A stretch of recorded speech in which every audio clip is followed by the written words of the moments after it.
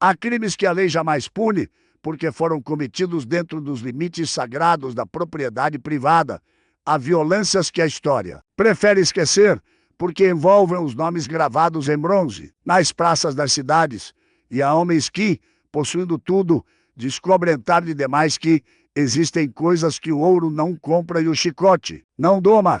Esta é a história de um desses homens. Um coronel do interior de Minas Gerais, que no auge de seu poder cometeu o erro fatal de acreditar que poderia orquestrar até mesmo o desejo de sua própria esposa.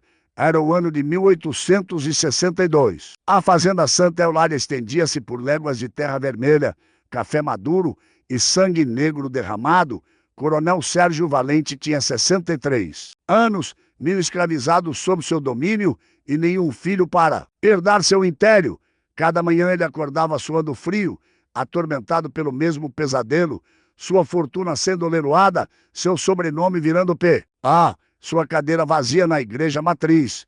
O problema não estava em Dona Clara, sua esposa de 32 anos. O ventre dela era fértil, como a terra rosa de suas lavouras.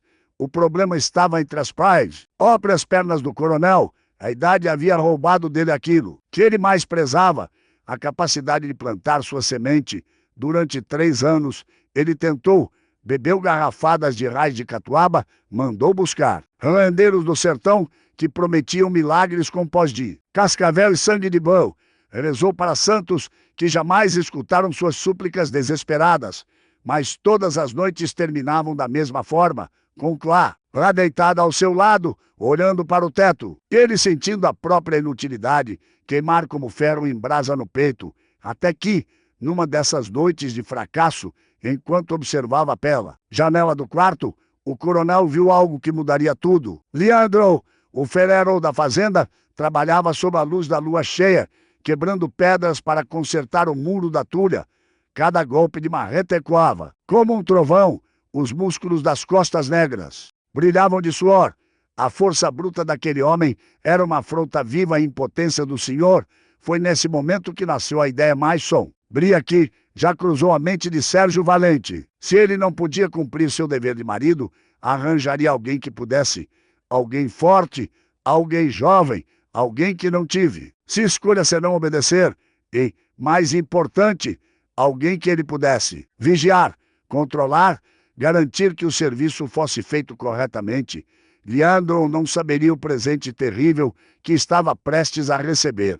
Claro, não saberia que seu corpo seria usado como campo de batalha entre o orgulho ferido de um homem velho e a virilidade invejada de um homem acorrentado. Ninguém perguntaria se ela consentia. Afinal, numa terra onde seres humanos eram propriedades, o que seria o corpo de uma esposa, senão mais uma posse a ser administrada? A decisão foi tomada numa terça-feira depois do jantar. O coronel mandou chamar Leandro ao escritório da Casa Grande. O ferreiro tinha 27 anos. Havia sido comprado ainda menino numa fazenda do Vale do Paraíba.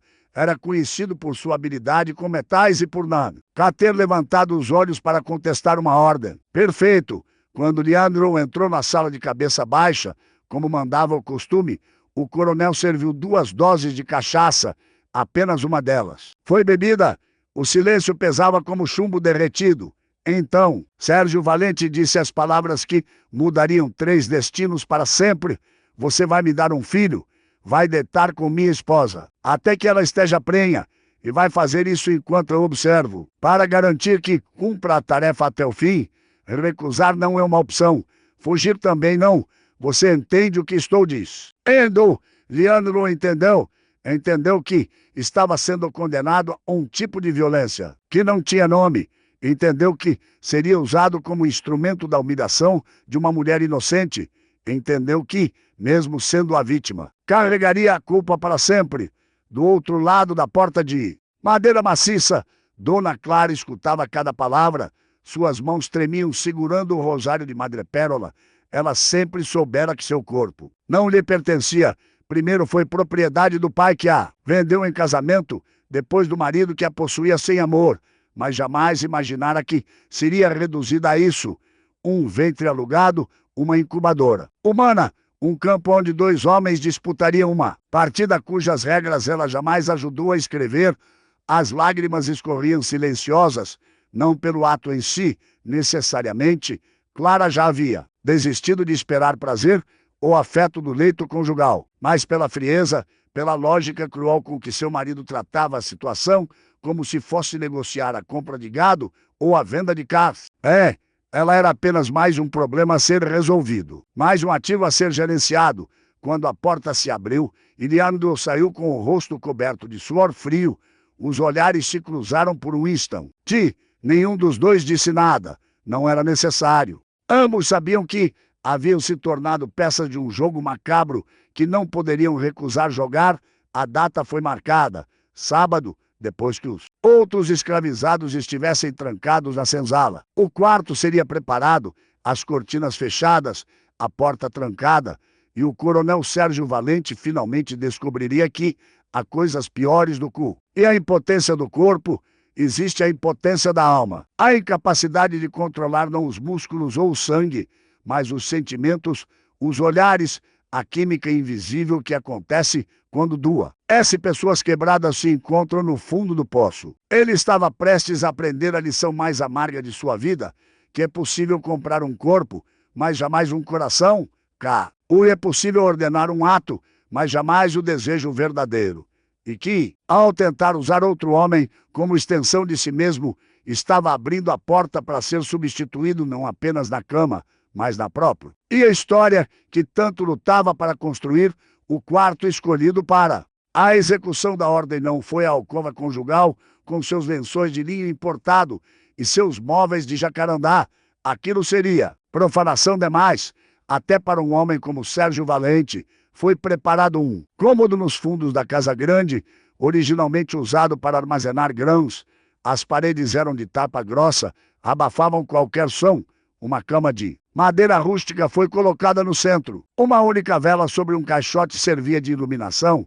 Uma cadeira de couro rachado foi posicionada no canto mais escuro, de onde o Corone. Ele teria visão completa da cena.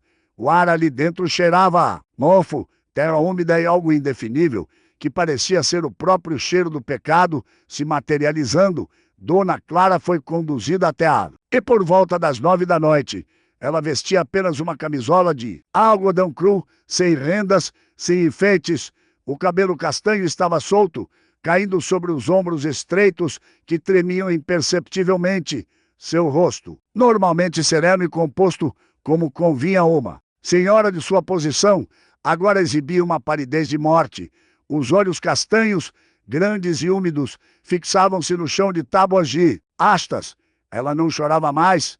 As lágrimas haviam secado durante os 3 dias de espera torturante. Agora restava apenas um vazio, uma resignação que era pior do que qualquer desespero. Ela se sentou na beirada da cama e cruzou as mãos no colo, como se estivesse na igreja, aguardando o início da missa. A postura ereta, a respiração controlada, apenas o leve tremor dos lábios denunciava o terror silencioso. Uia consumia por dentro. Sérgio Valente entrou logo em seguida. Ele vestia seu terno preto de sempre, o mesmo que usava para ir à cidade cobrar dívidas e intimidar autoridades. Nas mãos, a bengala de cabo de prata, que todos na fazenda conheciam bem, pois já havia quebrado costelas e destroçado mãos atrevidas demais.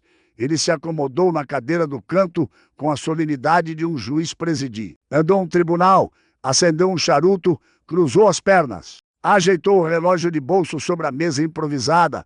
Cada gesto era calculado para demonstrar controle absoluto.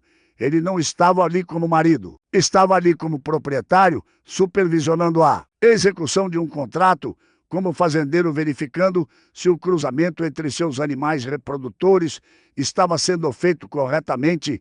A desumanização era completa quando Leandro foi trazido para dentro do quarto. A atmosfera mudou instantaneamente. Ele era alto, talvez 1,85 m, com ombros largos esculpidos por anos quebram do ferro e carregando bigornas. Os braços eram grossos como troncos de peroba. O peito amplo subia e descia numa respiração pesada, acelerada pelo medo e pela vergonha. Ele entrou de cabeça baixa, como sempre fazia na presença do Senhor. Mas havia algo diferente em seus movimentos, uma rigidez, uma resistência invisível, como se cada passo em direção àquela clímax exigisse que ele vencesse correntes mais fortes do que as de ferro que já havia usado no pescoço. Usava apenas calças de algodão grosseiro, rasgadas na altura dos joelhos. O torso não brilhava à luz fraca da vela e ali, naquele contraste brutal entre a força física de Leandro e a fragilidade aterrorizada de Clara, nasceu uma tensão que nenhum dos três esperava. O coronel foi direto ao ponto. Sua voz soou metálica, sem emoção, como se estivesse dando instruções para plantar uma safra ou marcar gado. Você sabe por que está aqui? Eu quero um filho. Minha esposa vai te dar esse filho. E vai fazer o que precisa ser feito, completamente, sem pressa, mas também sem enrolação. Eu quero que você termine dentro dela. Não saia até conseguir. É uma ordem. Comece. Leandro fez. Os olhos. Seu maxilar se contraiu. As mãos enormes, capazes de dobrar ferradura com a própria força, tremiam nas laterais do corpo. Ele sabia que não tinha escolha. Recusar seria a morte certa, talvez algo pior. Sua família, sua mãe velha que vivia na senzala. Todos dependeriam de sua obediência, mas obedecer significava se tornar cúmplice de uma violência que repugnava cada fibra de seu ser. Ele deu 3 passos em direção à cama. Clara não se moveu. Ela continuava sentada, olhando para suas próprias mãos entrelaçadas, os nós dos dedos brancos de tanta pressão. Leandro parou 1 metro de distância. A proximidade fez com que ele sentisse o perfume leve de alfazema que ela usava no cabelo, um cheiro delicado, inadequado para aquele lugar de pesadelo. Ele abriu a boca para falar, mas e um som saiu. Como se dirigir a ela? Como tocar alguém sob essas circunstâncias sem se sentir um monstro? No canto escuro, o coronel bateu a bengala no chão. Não estou pagando para você pensar. Estou pagando para você agir. Aproxime-se dela. Foi então que aconteceu algo inesperado. Leandro se ajoelhou, não em submissão ao Senhor, mas diante de Clara. Seus os tocaram o chão de madeira com um baque surdo. Ele baixou a cabeça até quase encostar no colo dela e sussurrou tão baixo que o coronel quase não ouviu. Me perdoe, por favor, me perdoe. Eu não quero fazer isso, mas se eu recusar, vão me matar. Vão matar minha mãe. Me perdoe. A voz dele era rouca, quebrada pela emoção e pela primeira vez desde que entrara naquele quarto. Do horror, Clara levantou os olhos. Ela olhou para o homem ajoelhado. À sua frente, viu a angústia estampada no rosto dele. Viu as lágrimas silenciosas escorrendo pela pele negra. Viu um ser humano tão aprisionado quanto ela, tão violado em sua dignidade quanto ela. Mesma seria em alguns instantes, lentamente, quase sem acreditar no próprio gesto, Clara estendeu a mão. Seus dedos delgados, brancos como porcelana, tocaram o rosto molhado de Leandro. O contato foi elétrico, não pela sensualidade, mas pela humanidade pura daquele momento, 2 vítimas reconhecendo uma na outra o mesmo abismo de desespero. Eu sei, ela sussurrou de volta. A voz frágil como cristal prestes a quebrar. Não é culpa sua. Faça o que precisa fazer. Eu não vou resistir. Não vê? Ou tornar isso mais difícil para você? As palavras saíram como absolvição, mas também como condenação. Ela estava aceitando o inevitável. Estava entregando não seu corpo por vontade própria, mas por absoluta falta de alternativa e de alguma forma retorcida. Aquela aceitação tornava tudo ainda mais cruel. Leandro se levantou lentamente. Suas mãos, grandes e ásperas pelo trabalho pesado, tremiam quando tocaram os ombros de Clara. Ele esperava que ela encolhesse, que virasse o rosto em repulsa, mas ela não fez nenhum dos 2 movimentos. Em vez disso, fechou os olhos e respirou fundo, preparando-se. Ele a deitou na cama com uma gentileza que contrastava violentamente com a brutalidade da situação. Cada movimento dele era lento, cuidadoso, como se estivesse lidando com algo precioso e quebradiço. Não havia desejo ali, não havia prazer. Apenas o cumprimento mecânico de uma ordem desumana.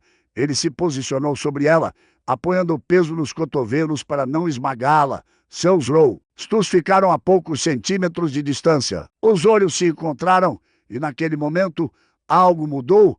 Clara viu nos olhos de Leandro algo que jamais havia visto nos olhos do marido, compaixão, dor compartilhada, uma tentativa desesperada de preservar alguma dignidade naquela situação degradante. Ele não a olhava como objeto, não a tratava como meio para um fim. Suas mãos, que poderiam facilmente machucá-la, acariciavam seu rosto com uma delicadeza desconcertante. Quando ele finalmente se moveu para consumar o ato forçado, não foi com a violência de quem toma força, foi com a tristeza de quem sabe que está participando de algo profundamente errado. Clara abriu os olhos novamente e, em vez de olhar para o teto para fugir mentalmente daquele momento como havia planejado, ela olhou para Leandro, realmente olhou. Viu um homem jovem, forte, mas completamente quebrado por dentro. Viu alguém tão vítima quanto ela. Do canto escuro veio o som da respiração pesada do coronel. Ele observava tudo com uma mistura de satisfação perversa e algo mais complexo. Ciúme? Não poderia ser. Ele mesmo havia orquestrado aquilo, mas havia uma pontada de algo desconfortável crescendo em seu peito. A forma como Leandro tocava Clara, a gentileza nos gestos, a demora, aquilo não era o acasalamento brutal e mecânico que ele esperava. Havia algo ali que transcendia o meramente físico, algo que o excluía. Pela primeira vez em décadas, Sérgio Valente se sentiu pequeno. Não importava que fosse dono daquelas duas pessoas. Não importava que tivesse poder de vida e morte sobre ambos. Naquele momento, naquela cama rústica iluminada por uma vela fraca, ele era apenas um espectador impotente de uma conexão que não poderia controlar. Leandro moveu-se devagar, cada gesto carregado de peso emocional. Impossível de ignorar. Clara, em vez de permanecer rígida como planejara, sentiu algo inesperado acontecendo. Seu corpo, carente de afeto há tanto tempo, traído por tantas noites frias, ao lado de um homem que a tratava como mobília, começou a responder, não por desejo consciente, mas por pura necessidade humana de conexão. Suas mãos, que estavam inertes ao lado do corpo, subiram hesitantes até os ombros largos de Leandro. Os dedos se fecharam na pele quente, se agarraram como se ela estivesse se afogando e ele fosse a única tábua de salvação. Um som involuntário escapou de seus lábios. Não era um gemido de prazer calculado, era um suspiro de alívio. O alívio de ser tocada como ser humano e não como propriedade. De ser segurada com cuidado e não com indiferença. Leandro sentiu a mudança. Sentiu os dedos dela cavarem em suas costas. Sentiu o corpo dela, que estava tenso como madeira, começar a ceder. E algo nele bem mudou. A vergonha e o nojo de si mesmo começaram a se misturar com outra coisa, com uma paixão transformada em ternura, com o desejo de protegê-la mesmo dentro daquela situação impossível. Ele abaixou o rosto até o pescoço dela e sussurrou novamente, quase inaudível: "Está tudo bem? Estou aqui. Você não está sozinha." Palavras simples, mas que carregavam um universo de significado. Pela primeira vez em anos, Clara se sentiu vista, não como esposa, não como útero, mas como pessoa, como mulher digna de cuidado. O coronel percebeu a mudança no ar, a respiração dele ficou mais pesada. Ele se inclinou para a frente na cadeira, os nós dos dedos brancos apertando o cabo da bengala. Havia algo errado ali. Aquilo não era obediência mecânica, não era o simples cumprimento de uma tarefa reprodutiva. Havia intimidade, havia entrega. Clara havia fechado os olhos novamente, mas agora não em resignação. Havia uma expressão quase de paz em seu rosto, lábios entreabertos, as sobrancelhas relaxadas. E Leandro, o maldito escravo, que deveria apenas servir como reprodutor, olhava para ela com uma devoção que queimava como brasa. Sérgio Valente sente a garganta apertar, algo que ele não sentia há décadas. Começou a subir do fundo de seu peito. Era ciúme primitivo, visceral, incontrolável. Ele ordenara aquilo, planejara cada detalhe. Escolher o homem, preparar o cenário. Mas agora, vendo a forma como os dois corpos se encaixavam perfeitamente, como as mãos se buscavam, como a respiração se sincronizava, ele entendeu a magnitude de seu erro. Ele não estava apenas arranjando um herdeiro. Estava presenciando o nascimento de algo que seu ouro jamais compraria amor. Não um amor de contos de fada, evidentemente não é. Circunstâncias tão horríveis, mas algo parecido. Uma conexão forjada no sofrimento compartilhado. Uma aliança silenciosa entre dois prisioneiros que se reconheceram nas correntes um do outro. E o coronel, o senhor absoluto, o dono de tudo, estava sendo excluído daquela história. Era um fantasma em seu próprio quarto, um voyeur não do sexo em si, mas de uma intimidade, que jamais tivera com sua própria esposa. Quanto tempo durou? Ele não saberia dizer. Poderiam ter sido 20 minutos ou 2 horas.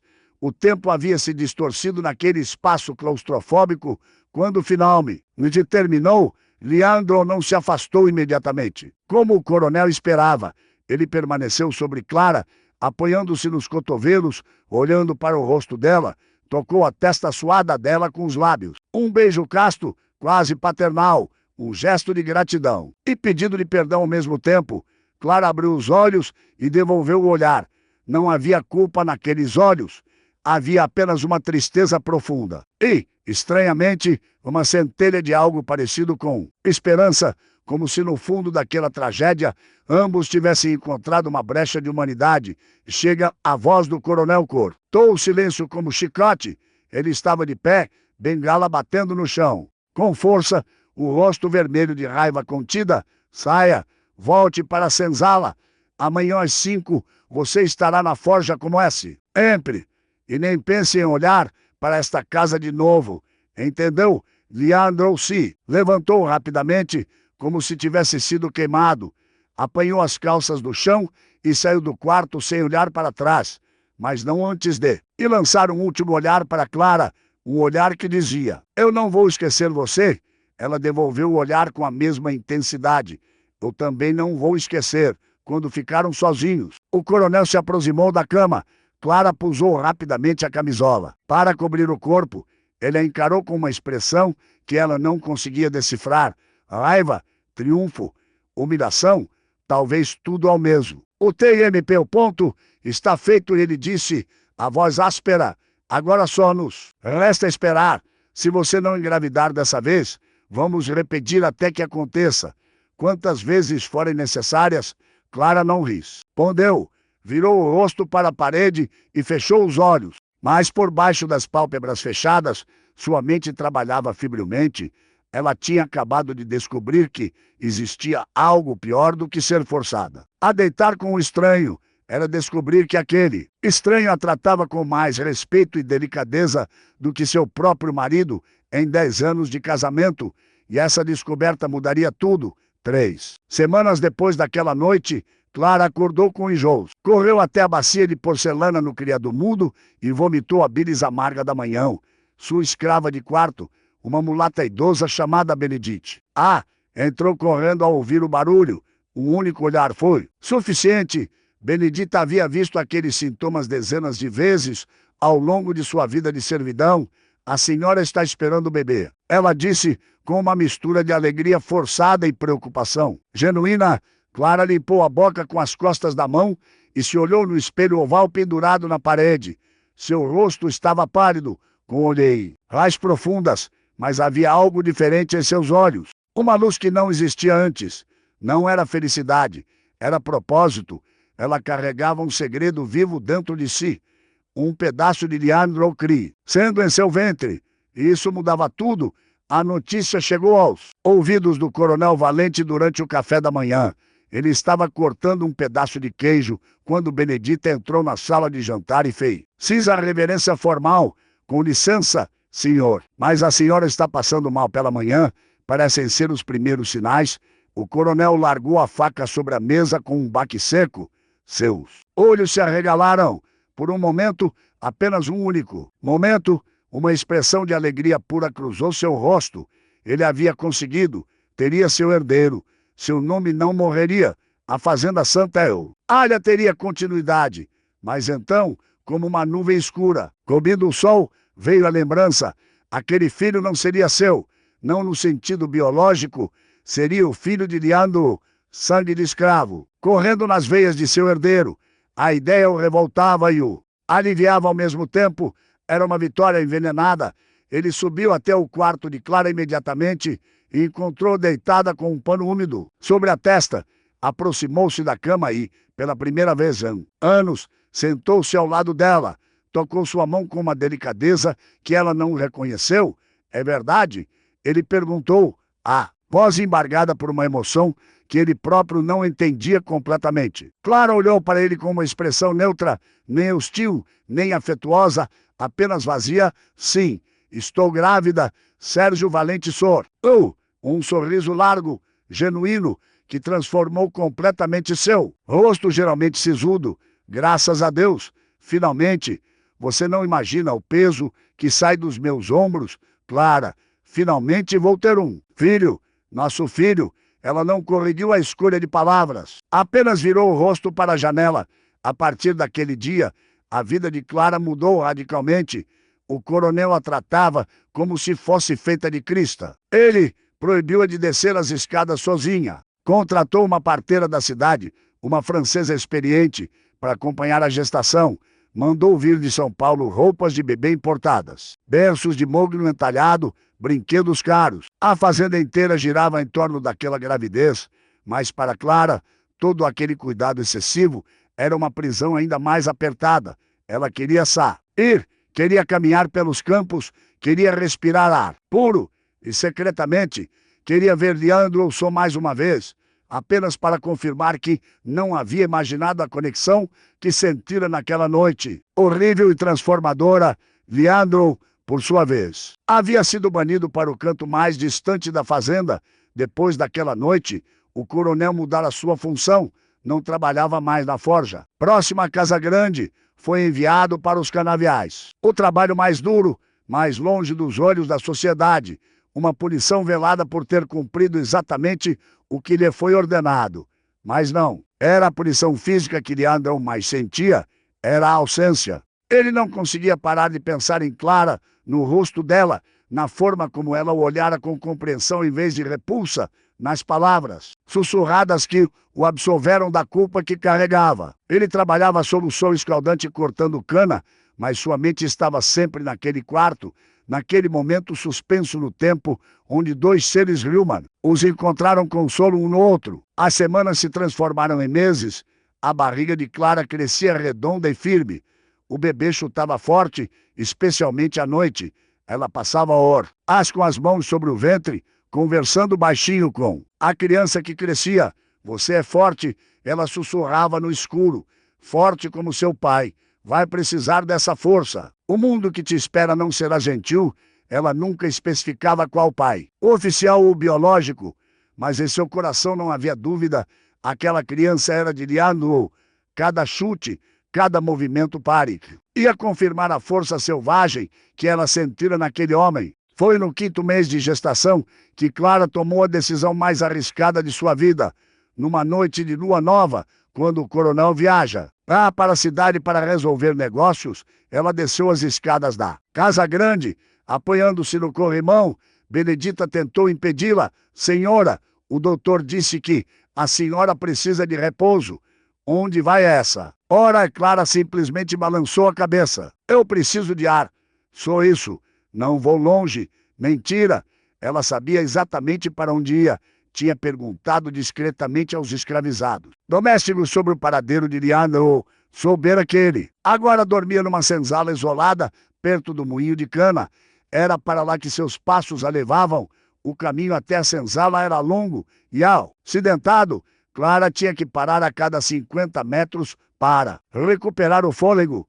A barriga pesava, os pés inchados doíam dentro dos sapatos de cetim. Mas ela continuava, precisava daquilo como precisava. De ar, e quando finalmente chegou à porta da cabana de madeira tosca onde Leandro dormia, bateu 3 vezes. Silêncio. Depois, o render da tábua de madeira servindo como cama. Passos. A porta S. E abriu.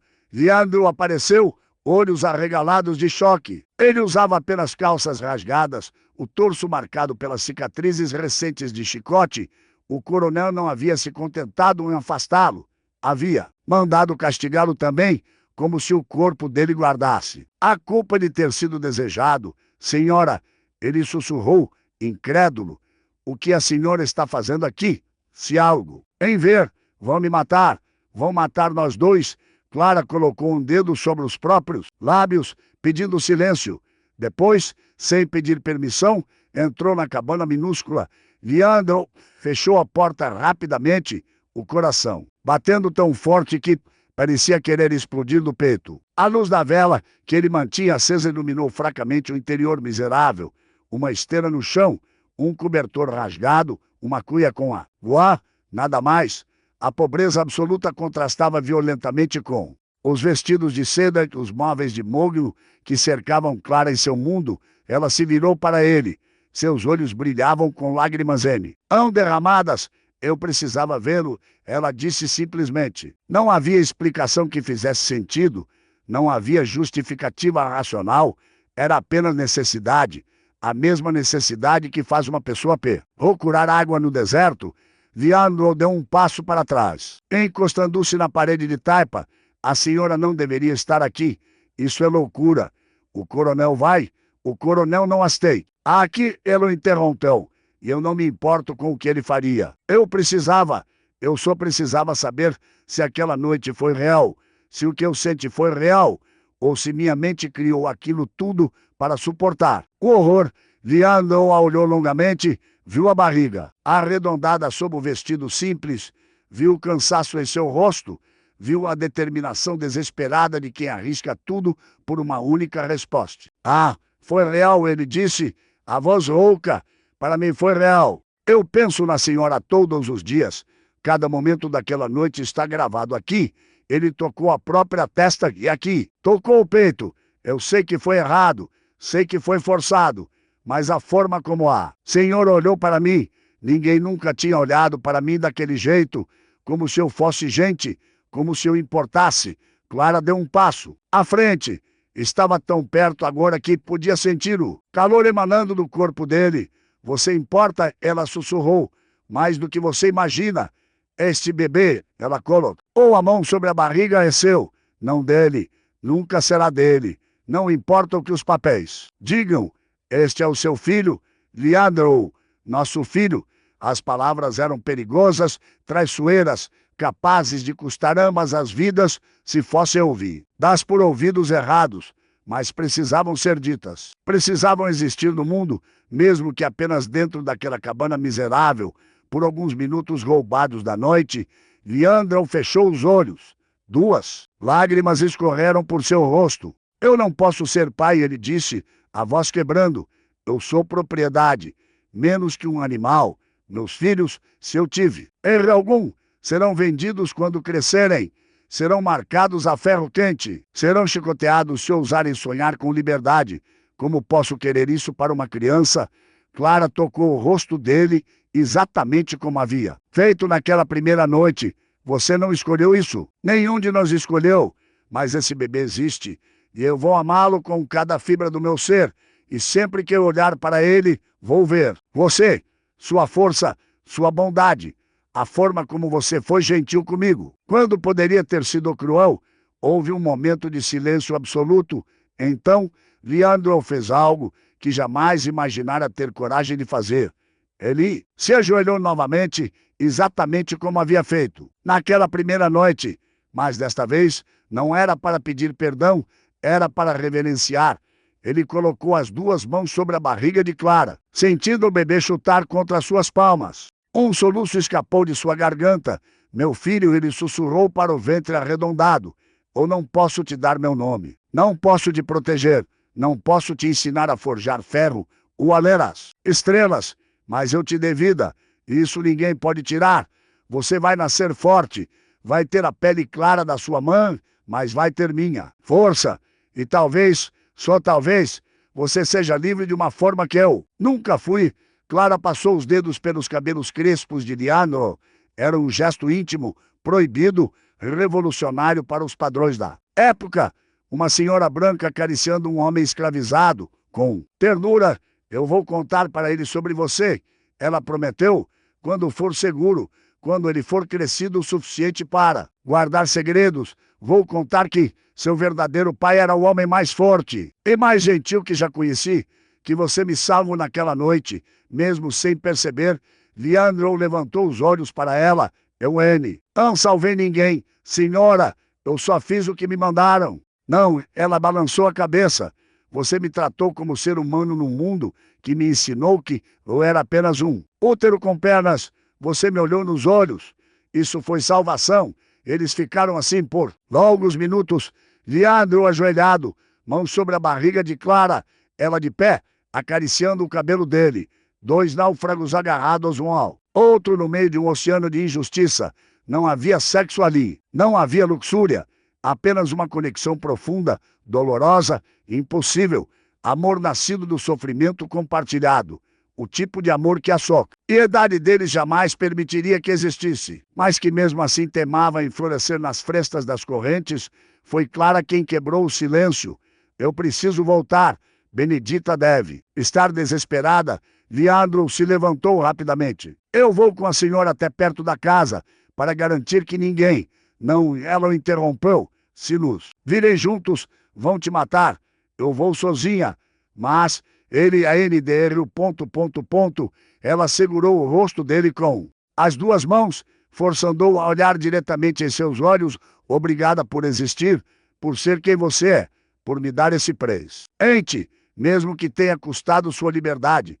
Ela se inclinou e, num ato de coragem que surpreendeu a ambos, beijou a testa dele. Um beijo casto, mas carregado de significado. Depois, virou-se e saiu para nu. E Leandro ficou parado por longos minutos depois que ela partiu, olhando para a porta fechada, sentindo ainda o calor das mãos dela em seu rosto. O cheiro de alfazema ainda pairava no ar. Ele sabia que aquele momento teria que durar uma vida inteira. Sabia que provavelmente nunca mais estaria tão perto dela, mas tinha sido suficiente. Por alguns minutos, ele não havia sido propriedade. Havia sido pai, havia sido homem, havia sido amado. E isso ninguém poderia roubar dele. Nem o coronel com todo o seu ouro, nem o sistema escravocrata com todas as suas correntes. Aqueles minutos eram dele para sempre. Os meses restantes da gestação passaram numa tensão constante. O coronel Valente, feliz com a perspectiva de paternidade, tornara-se quase amável com Clara. Conversava com ela. Durante as refeições, perguntava sobre o bebê. Planejava o futuro do herdeiro em voz alta. Vai estudar na Europa, ele dizia, cortando o assado. Medicina, talvez, ou direito. Vai ser importante.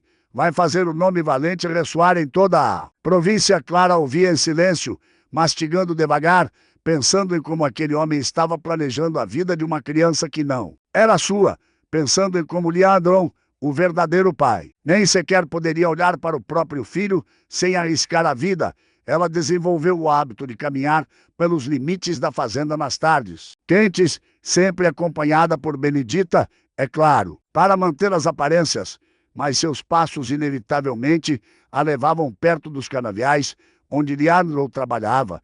Ela nunca se aproximava, nunca falava com ele, mas ficava ali, à sombra de uma paineira, observando de longe, vendo os músculos dele brilharem de suor sob o sol inclemente, vendo a forma como ele levantava o facão e cortava a cana com precisão brutal, e de vez em quando, apenas de vez em quando, ele levantava os olhos. Os olhares se encontravam por uma fração de segundo. Nenhuma palavra era necessária. Lá instante, tudo era dito. Benedita percebia, é claro. Escravas domésticas sempre percebem. Elas são as testemunhas silenciosas de todos os segredos das casas grandes, mas Benedita guardava o segredo de Clara, como guardava tantos outros, porque ela também conhecia o sabor da injustiça, também sabia o que era ser propriedade de alguém, também entendia que às vezes um momento roubado de humanidade é tudo que nos mantém vivos. Então, ela ficava ali ao lado da sinhá, fingindo olhar para os pássaros, enquanto Clara e Leandro trocavam olhares que carregavam o peso de 1000 palavras não ditas. Foi no 8º mês que as complicações começaram. Clara teve sangramentos. A parteira francesa foi chamada às pressas.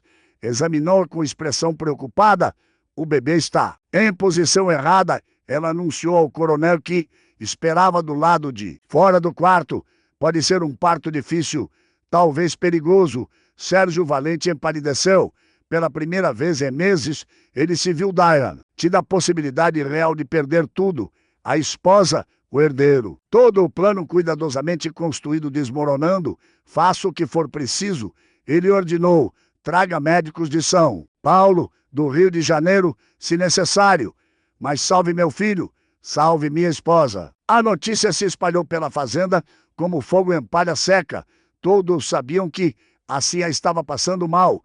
Nas senzalas, orações eram sussurradas, não por lealdade ao coronel, mas por compaixão por Clara, que sempre fora mais gentil que a maioria das senhoras. Iliando, ao ouvir a notícia, sentiu como se uma mão invisível tivesse e apertado seu coração até quase partir. Ela poderia morrer. Clara poderia morrer. E junto com ela, seu filho, o bebê que ele tocara através do ventre dela naquela noite mágica na cabana.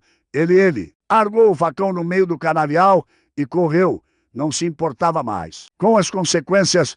Corria em direção à casa grande como um louco, o capataz gritando atrás dele, ameaçando chicotear sua pele até os ossos. Ele nunca chegou a casa. Foi interceptado por 3 feitores que o derrubaram no chão a pauladas. Levou chutes no estômago, na cabeça, nas costas, mas mesmo sangrando, mesmo com costelas quebradas, ele gritava: deixa eu ver ela, só uma vez. Deixa eu ver se ela está bem. Os feitores riram. Você enlouqueceu, negro? Que negócio você tem com? Nenhuma resposta seria suficiente. Nenhuma verdade poderia ser dita. Então, Leandro simplesmente calou-se, deixando que o espancasse até que perdesse a consciência. E foi assim, caído no chão vermelho da fazenda, que ele passou a noite, enquanto Clara lutava pela vida a poucos metros de distância, separados por mundos inteiros. O trabalho de parto começou numa madrugada de setembro. O céu ainda estava escuro, quando Clara acordou com uma dor lancinante, rasgando seu ventre. Ela gritou, acordando toda a casa grande. Benedita veio correndo, seguida pela parteira francesa, que dormia num quarto de hóspedes desde a semana anterior. Está começando a francesa, anunciou a voz profissional, mas com um toque de preocupação. Ela havia visto muitos partos, sabia distinguir os fáceis dos complicados. E aquele, ela temia, seria dos complicados. O coronel Valente foi expulso do quarto. Aquilo não era lugar para homens, disseram. Ele desceu até o escritório e serviu-se de conhaque, copo após copo, tentando afogar a ansiedade que crescia como maré. Lá fora, a fazenda despertava. Os escravizados saíam para o trabalho do dia. O sol nascia vermelho no horizonte, como se o próprio céu sangrasse. E no quarto do segundo andar, Clara lutava, não apenas pelo bebê, mas pela própria vida. As contrações vinham em ondas cada vez mais fortes. A parteira gritava instruções em francês e português misturados. Benedita segurava a mão de Clara, sussurrando palavras de encorajamento. Força, senhora, consegue. Pense no bebê. Pense no motivo de tudo isso. Clara pensava. Mas não no coronel, não na fortuna que seria herdada, não no nome Valente sendo perpetuado.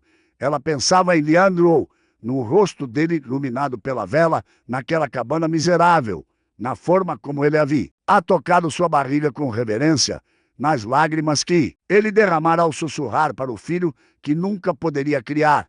Era essa imagem que lhe dava força para empurrar, para gritar, para suportar a dor que parecia querer rasgá-la ao meio. Está quase, a parteira anunciou. Mais um pouco. Eu já vejo a cabeça. O bebê nasceu ao meio-dia. Quando o sol estava no ponto mais alto do céu, um grito forte encheu o quarto. Não o choro fraco e incerto de recém-nascidos prematuros, mas um berro potente que anunciava vida, força, resistência. A parteira cortou o cordão umbilical e envolveu a criança num pano limpo. É um menino, ela anunciou, sorrindo pela primeira vez em horas. Um menino grande e saudável. Ela colocou o bebê nos braços de Clara. A mãe olhou para o rosto do filho e seu coração parou por um instante. Os olhos, ó Deus, os olhos eram grandes, expressivos, exatamente como os de Leandro. A boca larga, o nariz ainda recém-nascido. Já era possível ver de quem aquela criança era. Filho, Clara abraçou o bebê contra o peito e chorou. não de dor, embora seu corpo estivesse destroçado pelo parto, mas de alívio. O terror misturados. Alívio porque o bebê estava vivo, saudável, perfeito. Terror porque qualquer pessoa que olhasse atentamente veria a verdade estampada naquele rostinho. Benedita viu. Seus olhos se arregalaram quando a parteira lhe entregou o bebê para ser limpo. Ela trocou um olhar rápido com Clara, um olhar que dizia: eu sei, mas nunca vou contar. A parteira francesa, estrangeira e indiferente às complexidades daquela casa, não percebeu nada. Apenas fez seu trabalho com eficiência profissional. Quando o coronel Valente finalmente foi autorizado a entrar no quarto, ele estava bêbado e conhaque e emoção. Caminhou com passos cambaleantes até a cama onde Clara jazia exausta. Olhou para o bebê enrolado em panos de linho e sorriu. Sorriu como não sorria há décadas. Meu filho, ele sussurrou, a voz embargada. Meu herdeiro. Estendeu as mãos e Clara, relutante, entregou-lhe a criança. Sérgio segurou o bebê com uma delicadeza surpreendente. Estudou cada tração do rostinho. Clara prendeu a respiração. Será que ele veria? Será que perceberia a verdade gritante que ela via tão claramente? Mas o coronel não viu nada além do que queria ver. Seu herdeiro, sua continuidade, seu triunfo sobre a morte e o esquecimento. Ele é forte, Sérgio observou, admirado. Olhe o tamanho das mãos. Vai ser um homem de respeito. Clara fechou os olhos, aliviada e nauseada ao mesmo tempo. Ele não sabia, ou não queria saber. Ou talvez, no fundo de sua alma, soubesse perfeitamente, mas escolhesse ignorar, porque a alternativa seria admitir que seu plano havia falhado de F. Orma espetacular, como vamos chamá-lo? Ela perguntou, a voz fraca. O coronel pensou por um momento. Sérgio Júnior, ele declarou, para que todos saibam que ele é meu sangue. Minha CONTN, o aço, ponto asterisco, SAN, Gil e ponto asterisco. A palavra ecoou na mente de Clara como sino fúnebre. Que mentira cruel, mas ela não disse nada. Apenas acenou com a cabeça e fechou os olhos, fingindo dormir.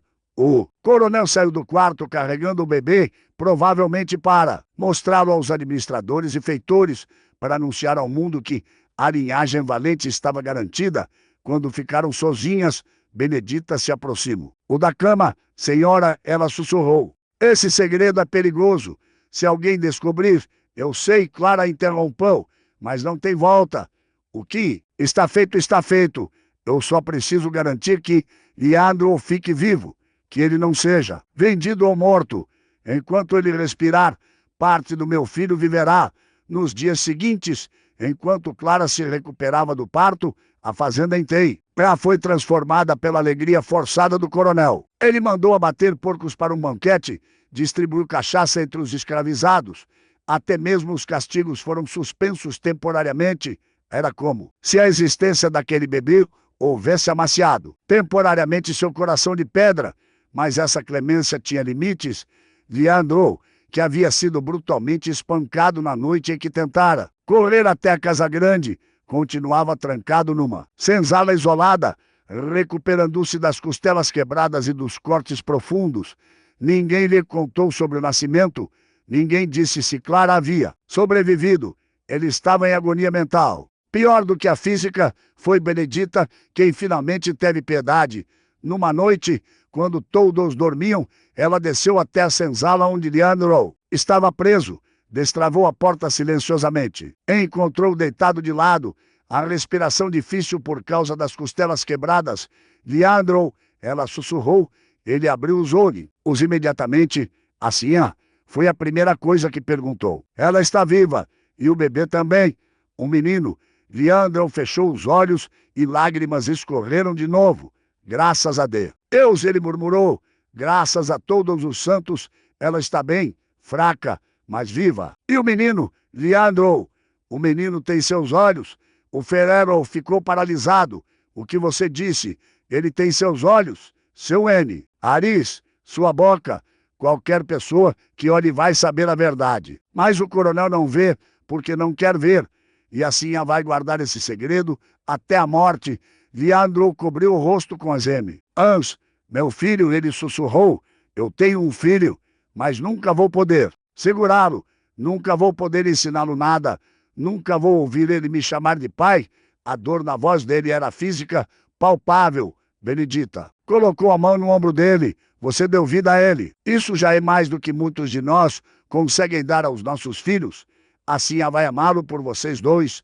Eu prometo que vou cuidar para que ele cresça sabendo que foi amado. Os meses se transformaram em anos. Sérgio Júnior cresceu robusto e saudável. Com 1 ano já caminhava. Com 2, já falava frases completas. Era uma criança inteligente, curiosa, cheia de energia. O coronel o adorava com uma intensidade quase doentia. Levava o menino para todos os lugares. Mostrava aos visitantes com orgulho. Meu herdeiro, ele dizia sempre, vai herdar tudo isso aqui, todas essas terras, todos esses escravos. E enquanto dizia isso, sua mão repousava possessiva sobre a cabeça do menino. Mas Sérgio Júnior tinha um fasque peculiar. Ele não gostava de ficar na casa grande. Preferia correr para os fundos da propriedade, para a forja, onde Leandro havia sido autorizado a voltar a trabalhar depois que se recuperou dos ferimentos. A primeira vez que o menino viu o Ferrero, tinha 3 anos. Foi amor à primeira vista. Não um amor romântico, mas algo mais profundo. Reconhecimento, como se uma parte de sua alma reconhecesse a outra metade. Mamão, ele perguntou naquela noite no jantar, quem é aquele homem que faz o metal cantar? Clara quase engasgou com o vinho. Qual homem, querido? O homem grande, na forja. Ele me deixou segurar o martelo pequeno. Ele disse que eu sou forte. O coronel franziu as sobrancelhas. Você deixou o menino falar com os escravos. Ele repreendeu Clay. Ara, isso não é apropriado. Ele precisa aprender desde cedo qual é o lugar dele. Ele é apenas uma criança, Clara defendeu. Quer conhecer o mundo. O mundo dele não inclui a senzala. Augusto bateu o punho na mesa. Proíbam de ir até a forja. Isso é uma ordem. Mas proibições não funcionam com crianças. Quanto mais Sérgio tentava manter o filho longe de Leandro, mais o menino era atraído. Para lá, era como se um fio invisível os conectasse. Como se o sangue chamasse pelo sangue. Clara observava aquelas interações com o coração partido. Via o filho conversar animadamente com Leandro. Via o Ferrero ensinar o menino a soprar brasa, a identificar metais diferentes pelo som, a respeitar o fogo. Via a delicadeza com que Leandro tratava Sérgio Júnior, a paciência infinita. O sorriso que iluminava seu rosto toda vez que o menino aparecia. E sabia que Leandro ouvia naquela criança a única coisa boa que sua vida havia produzido, a única centelha de esperança. Num mar de sofrimento, quando Sérgio Júnior completou 5 anos, o coronel decidiu que era hora de começar a educação formal. Contratou um tutor de São Paulo, um homem sisudo, cheio de teoria sobre disciplina e formação de caráter. As lições começavam às 7 da manhã e iam até meio-dia. Matemática, latim, história, geografia. O menino odiava, ficava inquieto na cadeira, olhava pela janela em direção à forja e sempre que podia, escapava. Corria pelos campos até o lugar onde Leandro trabalhava. Me ensina a fazer uma ferradura, ele pedia, os olhos brilhando. E lá, Leandro, incapaz de recusar qualquer coisa àquele menino, ensinava não apenas o trabalho do ferro, mas lições de vida que nenhum tutor poderia dar. O ferro é teimoso, Leandro explica. Vá, suas mãos enormes, guiando as mãozinhas pequenas do menino no cabo do martelo. Você precisa aquecer o primeiro, deixá-lo maleável. Só então você pode moldá-lo. Se tentar forçar quando tem há frio, ele vai quebrar. Sérgio Júnior ouvia fascinado. As pessoas são assim também? Ele perguntou, com a sabedoria perturbadora das crianças. Leandro sorriu tristemente. Algumas são, sim, algumas pessoas precisam de calor, de gentileza, para se abrirem. Se você as força, elas quebram. O menino pensou por um momento. Meu pai força as pessoas. Ele disse simplesmente, ouço ele grita. Ouço o barulho do chicote. Leandro ficou paralisado. Como responder a isso? Como explicar para uma criança de 5 anos que o mundo é injusto? Que algumas pessoas nascem com poder e outras nascem acorrentadas. Que o homem que ele chama de pai é um tirano, mas também o homem que lhe dá comida e casa Seu pai é o senhor da fazenda? Leandro disse cuidadosamente. E toma decisões difíceis, mas por que ele precisa bater nas pessoas? O menino insistiu. Porque não pode apenas pedir com gentileza. Leandro abaixou-se para ficar na altura dos olhos do menino. Porque algumas pessoas esquecem que poder não significa que você pode fazer o que quiser. Significa que você tem responsabilidade.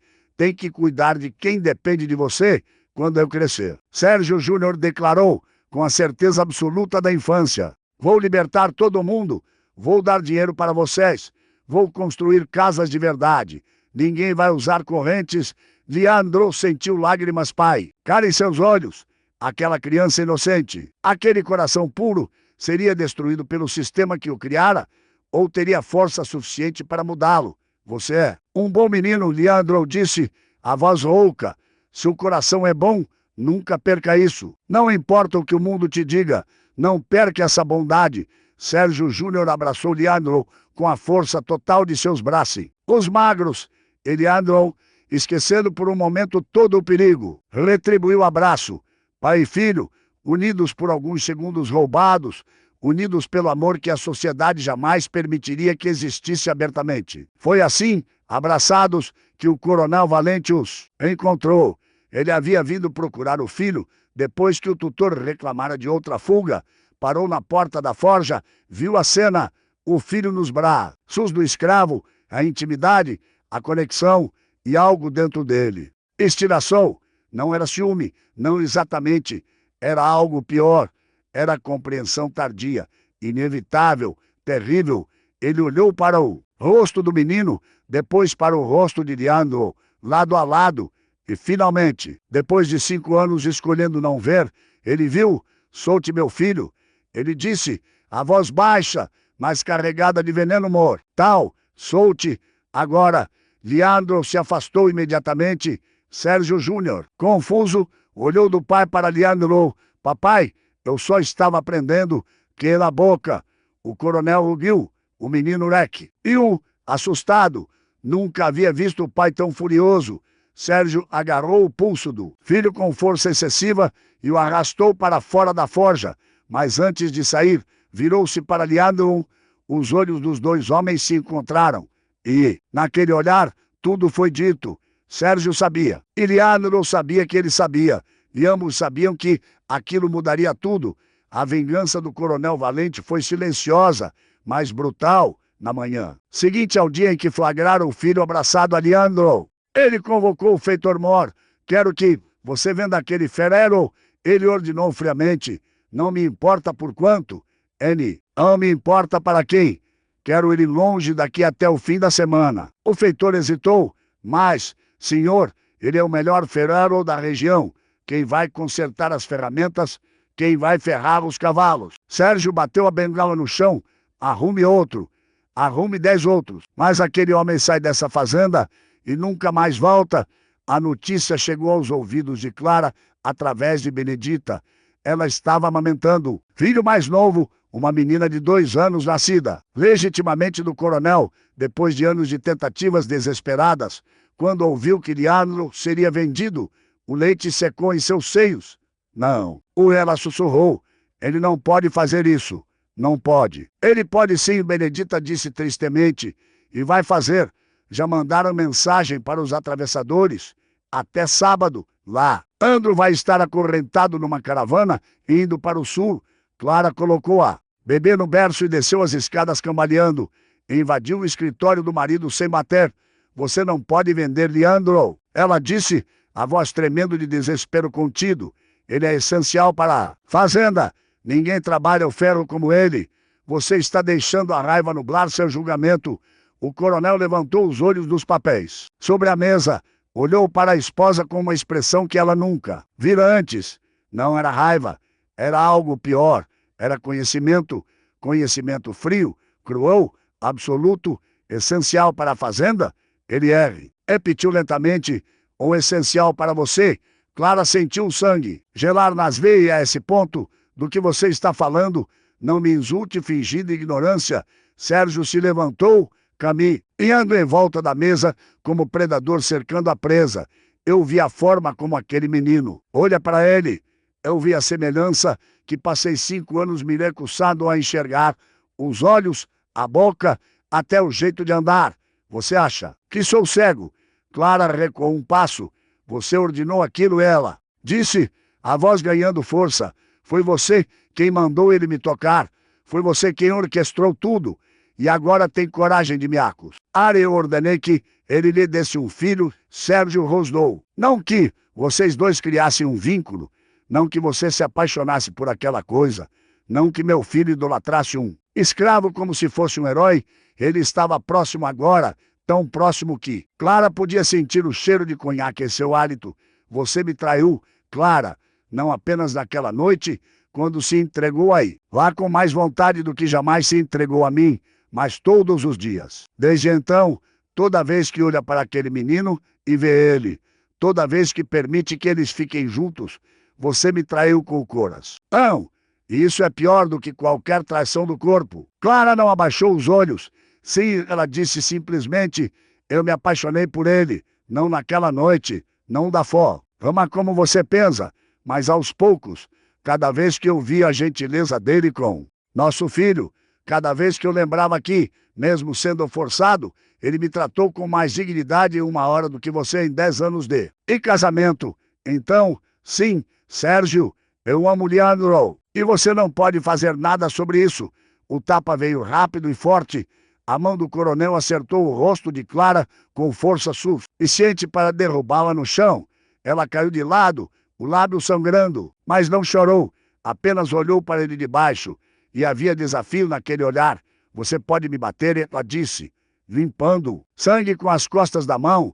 Pode me trancar, pode até me matar, mas não pode mudar a verdade. Aquele menino que você tanto ama, aquele herdeiro que vai carregar seu nome, ele tem o sangue de Leandro C. correndo nas veias. Cada vez que você olhar para ele, vai lembrar disso.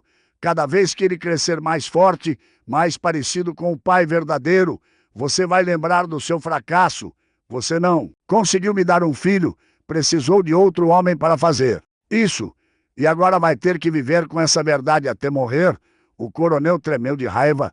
Sua mão foi para a bengala e, por um momento, pareceu que ele iria matá-la ali mesmo, mas não o fez. Em vez disso, virou-se e voltou para trás da mesa. Leandro será vendido amanhã, ele disse, a voz de novo controlada, mas fria como gelo. E você nunca mais vai mencionar o nome dele para ninguém, especialmente não para o menino. Se eu ouvir uma única palavra, juro por Deus que, vendo o garoto também, não me importa se é meu herdeiro legal, vendo ele para uma fazenda de café no interior, onde vai morrer em 3 anos de exaustão. Você entendeu? Clara, entendeu? Entende perfeitamente. Ela havia perdido. Leandro seria arrancado de sua vida, que ela nunca mais o veria. Naquela noite, ela fugiu novamente para a senzala pela última vez. Encontrou Leandro preparando suas poucas passes, uma muda de roupa, uma faca de trabalho, uma pequena cruz de madeira que sua mãe lhe dera antes de morrer. Ele levantou os olhos quando ela entrou. Senhora, ele disse suavemente, você não deveria estar aqui. Se ele souber, ele já sabe de tudo. Claro, interrompeu, e não me importo. Mas amanhã você vai embora. Eu precisava te ver mais uma vez. Ela caminhou até ele, tropeçando nas próprias lágrimas. Leandro o segurou antes que ela caísse. Seguraram-se um ao outro no meio daquela cabana miserável. 2 corações despedaçados tentando se manter inteiros por mais alguns minutos. Cuide do nosso filho. Leandro sussurrou contra o cabelo dela. Ensine ele a ser bom, a ser justo, a ver as pessoas como pessoas, não como propriedades. Eu vou, Clara prometeu, e quando ele crescer, vê. Ou contar a verdade. Vou contar sobre você, sobre sua força, sobre sua bondade, sobre como você é o homem mais nobre que já conheci, mesmo sem título ou fortuna. Leandro beijou a testa dela, exatamente como ela havia feito anos atrás. Eu vou carregar você no coração até meu último suspiro, ele disse. Em qualquer lugar que me levem, em qualquer corrente que me prendam, você estará comigo. Vou. Ei, nosso menino, minha família, a única que eu jamais terei. Ficaram assim até o amanhecer, abraçados, chorando, sabendo que aquele era o fim. Quando a luz começou a clarear o horizonte, Clara se afastou, olhou mais uma vez para o rosto dele, memorizando cada detalhe. Depois, virou-se e saiu sem olhar para trás. Se olhasse, não teria força para ir embora 2 horas depois. Leandro foi acorrentado e levado. Sérgio Júnior viu da janela do quarto, viu o homem que havia se tornado seu herói sendo arrastado como animal. Gritou, chorou, tentou correr atrás, mas foi segurado pela B. Abá, mamã, ele berrava. Onde estão levando ele? Onde está o Leandro? Clara abraçou o filho e mentiu. Ele foi para longe, para outro lugar, mas ele deixou um recado para a avó. Disse para você ser forte, disse para você nunca esquecer o que ele te ensinou. Os anos passaram. Sérgio Júnior cresceu alto e forte, exatamente como Leandro havia sido.